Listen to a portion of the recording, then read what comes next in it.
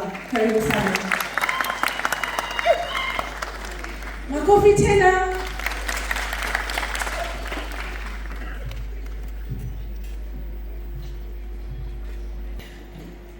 Thank you very much. Ladies and gentlemen, good evening. I'm Jambo.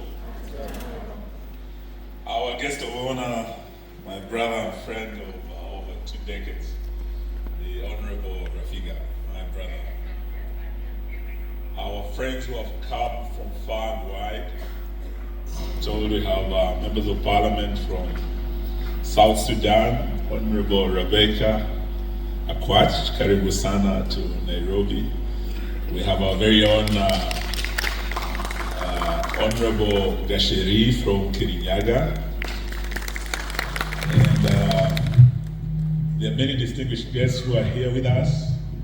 But today is Refigah's Day. We want a week ago, I had my younger brother and friend PK Salasia. This is a member of parliament from Mumias East. He's a member of my party, DAP Kenya. He invited us to the KICC for the launch of his autobiography. The next 1 year or so to invite you to my own autobiography. Lakini Refigah utaniambia ulifaulu vipi bana. So I'm really looking forward to that, but most importantly to launch this book. And I believe it is going to be a great inspiration to many, many people. Because the journey that Refigah has walked with some of us in this hall, and many of us who are not gathered here, from Kibra and beyond, is a truly inspirational journey. We do believe anyone who have time to read this book would get inspired. It will be a lesson in leadership, because the man we celebrate today through this autobiography has been a leader in the creative industry. He has promoted talent. There are many, many young people who have gone through his hands.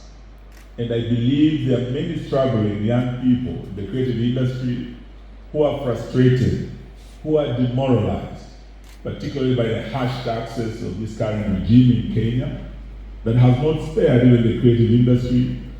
The creative economy has faced harsh taxes, which has inhibited young people from being creative and realizing their God-given potential. But through this book, let them be inspired to know that they can grow, they can dream, and they can live their dreams. And Refigah has not just been a leader in the creative industry, he has also been a community leader. When you read the history of the Nubian community, you will realize that they have made a great contribution to our country, and not just Kenya. The Nubian community cuts across the entire East Africa, and that is why today, in this auditorium, we are not just Kenyans, we are East Africans. May I say, Karibuni sana, our brothers who have come all the way from Kampala, all the way from Juba and beyond. Karibuni. What separates us are just artificial borders created by our colonial masters. But we are one people, we are one family. And today, through Refigah's autobiography, we are all united here. And let us not forget that. Even as you go back to South Sudan, as you go back to Uganda, and other parts of the region that you come from, know that we are one people. And may you take enough copies of this autobiography so that we can be inspired beyond Kenya's borders. Apart from being a community leader, and Refigah, I remind you, I've not read the book, but leaders from the Nubi community might not realize the contribution that Refigah made. When I was in the Ministry of Water, he came as a young man and told me, my people have a water problem in Kibra. Together we were able to start a water project. Those of you who are from Kibra will know the water project that is still serving the community. That was as a result of the leadership of Refigah here. And he did stop there. He said, since my great-grandfathers fought in the World War and they were settled here, they were given this land. The entire area there in Kibra all the way to Langata was Nubian land. My community has suffered marginalization, and it's being, sidelined in terms of ownership of land where our grandfathers settled. That land that we were given, thousands of acres, has disappeared, and there's very little left now in the hands of the Nubian community. Again, through his leadership, we were able to get to the elders of the community to come to meet the president and the minister for lands. And through Refigah's leadership, we were able to get title deeds for the Nubian community in Kibra as we speak.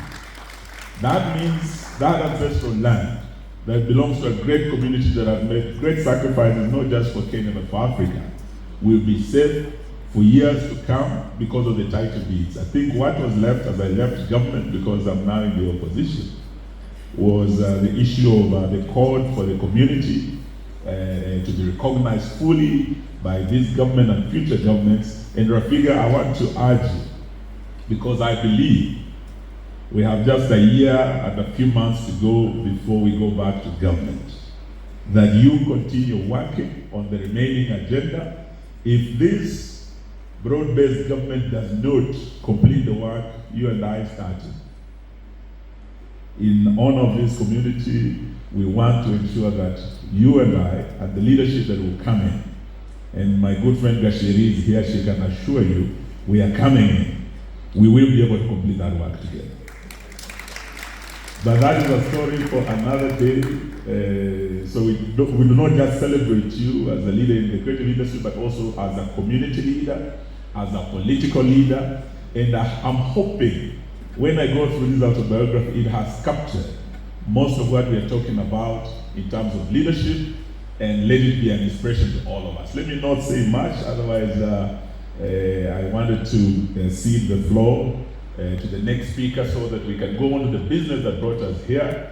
And I wish you a very, very enjoyable evening as you leave here. May we all leave with a copy each to take back home and to continue with this celebration of this day. Thank you. God bless you all. And may I cede the floor.